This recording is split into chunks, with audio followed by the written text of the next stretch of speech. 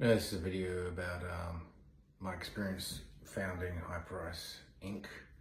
High Price Inc. was a basic company that I founded with Mike Katz in 1993, but Mike Katz was basically following me. So my mother had had this device where she put ice into bags, like 2 plastic bags for people who had injuries, and they put them on their legs without a bruise, because my mum was a first aider. She saved like maybe 5 or 6 people's lives in car crashes when I was a kid, and she taught me first aid and how to swim. My mother was like a swimming instructor, a teacher, and a first aider. And when I met Mike Katz at school, he had like a pulled hamstring, so I pulled out this ice bag, and he was like really impressed with this. And I said, I've got this plan to make a business, like to sell these ice bags. Even I found out St. John's doesn't have anything. They have no gel bags, no ice bags. So I said, that's cool. I would like to do this business with you. I'm here from California for 6 months at Brisbane Boys College, BBC, on a sports program. I said, fine, we'll do it, because, I'm at BBC, we have time to do it, because they have sports programs at school. So my mum wasn't interested. I tried to get money out of her. She wasn't interested in getting money. I said, well, I talked to St. John's mum.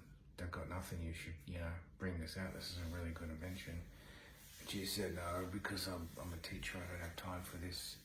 And I'm looking after you kids. So I'm not going to do this. You can do this. I'm not going to talk to you about it. So what happened was, later on, the St. John's person I talked to, he brought out gel bags, the ones you reheat in the microwave and you cool down. St. John's in Fortitude Valley, they brought that out in Brisbane, Australia. Basically from Mum's invention. And then me and Mike began doing this, so I made all the inventions for High Price, except for a couple. But the first one was the ice bag, and then the second one was like, I figured out to make some kind of wetsuit material and put ice into it, or gel, to cool people's bodies down, because I'd already been offered pro sports. In Australia, I used to be a swimmer. I got offered swimming for the state team in Canberra, Australia, hockey for the state team in Canberra, Australia, field hockey. I got offered the state team for rugby league. I got offered a lot of different things, professional basketball when I was 8 years old, to play in LA Clippers. When I was 8 years old, they said yes, they can recruit me as an 8-year-old to LA Clippers. So Mike Katz and myself knew a lot of people in America who play basketball. For different teams like Charlotte Hornets, LA Clippers, Michael Jordan. I knew Michael Jordan from the time I was at BBC when I was 15 as well. People like that I talked to online, like Charles Barkley. We talked to them online as a child. So we had got these things made basically that fast. But the thing is, I wanted to make a machine that goes onto somebody's leg, that physically sticks on there, like a machine that cools things down, like gas, compressed gas. They never did that. They never got that done, because that was something that was going to cost more money. But what they did is they just got the one with a wetsuit done. And they get a wetsuit material, and they put something, and they put a little like nozzle on it, like a water bottle, and put stuff in there. My version was they have a strap that straps around here, and it sits on your back or on your chest and cools it down. 2 different versions, one for your forearm things. But they made one, the original one that I mentioned, I drew up the sketches actually in 1994, I think, or 1993 when we met, and we kept in contact. So it was some years later, many years later, we lost contact. I've never had a Facebook before until 2014. When I was in 2014, my wife at the time had told me, look, why'd you open up a Facebook? I saw your daughter online. I was like, oh yeah, I guess. I don't know. I don't really like social media that much. I like to do it in person more. But considering I did lose my phone 4 or 5 times in like fights, or dropped them in the water in the backyard, or virus happened or something like that, I lost emails. I said, okay, yeah, I lost a lot of numbers, like a lot of celebrities and other people's numbers, so I guess I'll open up a Facebook and see who's on there and stuff. So I opened up and I found out straight away Mike Katz started looking for me like after about half an hour. And Post Malone and other people started looking for me after about 2 hours or something and saying they haven't found me. And Adam Lambert and other people in the music industry haven't seen me for like 5 years because I moved to Melbourne. And they came straight away down to my house when I was at work. And I said, you know, we're looking for him, you know, whatever.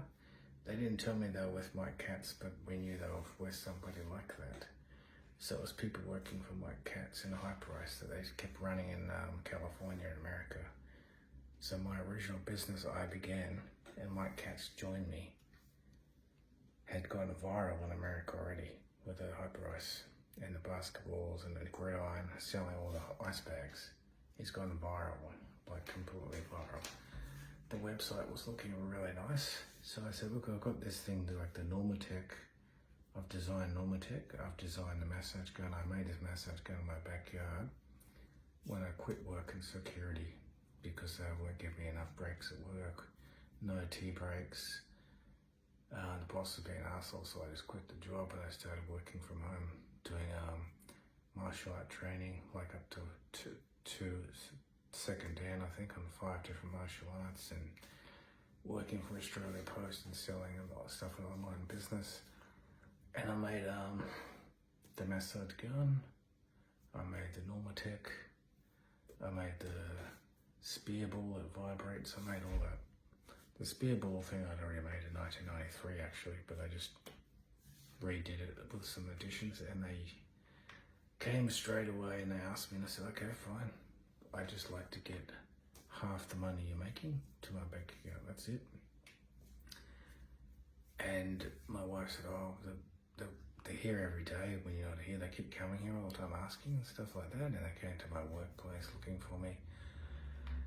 So obviously they wanted me to go to America. My wife said, if you go to America, I'm going to leave you and your son won't be able to see you.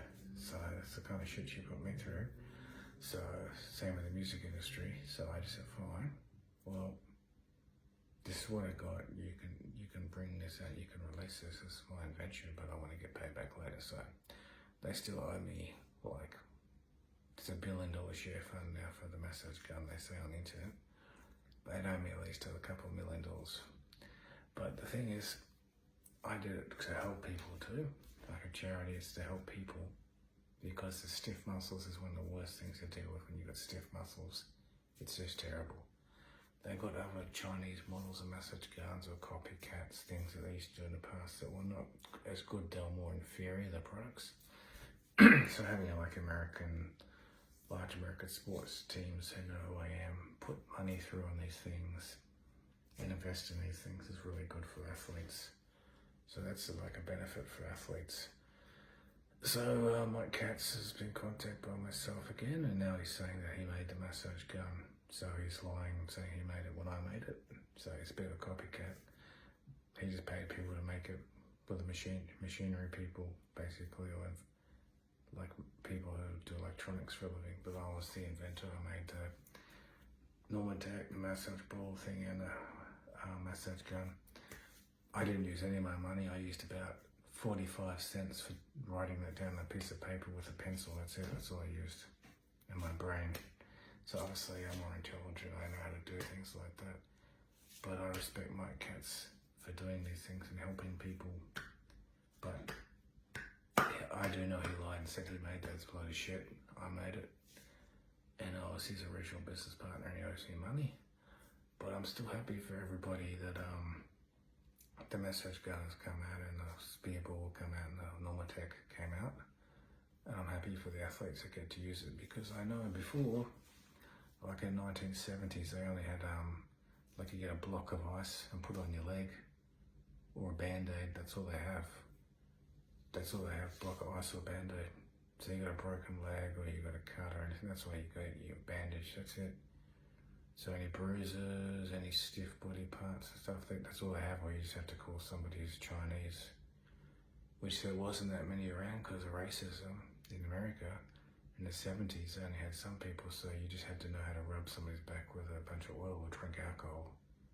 You know, if you got a problem like that or go to hospital, there wasn't many remedies that you could actually get until later on with the technology and with more Eastern massages and things like this that came out later on. So at the time, that was like majorly revolutionary. My mum's name is Sandra Cooper, and she's the real inventor of the ice bags. Now, she is a real person who made this. She has a couple of inventions that I actually learnt from her, but she didn't care at all because she's a house mom, she's a teacher and other stuff. But the one about putting ice into plastic bags, even there was no one in the whole of Australia, St. John's, that knew how to do that, and she made that herself, like just made that and didn't think about it at all. Like a lot of people make things and they don't think, oh, this is like really revolutionary. And my dad's answer was like, well, we don't play, my dad said, well, I don't play physical contact sports, so that's their problem or whatever. Like, I play cricket, but that's their problem, you know. I was like, well, that's not the way I see things, because I'm an athlete, I'm a martial artist, and I can really see people need these things. And, you know, I really love creating these things for people, making these things. I think this is something really, really important, you know, guys. Like, and Mum was like, no, I'm not interested. But I was like, yeah, I really am interested, because I'm in the BBC doing sports one day a week with the professional weightlifters, the professional Muay Thai people and things like this. So that's the story of the Hyperice Inc. And now it's $1 billion fund, share fund or company with a massage gun in America, and you can buy these massage guns everywhere, all over Australia and America with Hyperice. Sure, there's other brands now, there's lots of different brands that do massage guns and everything, but the amount of funding they have on this one and the amount of reputation they have on this one makes it different from others.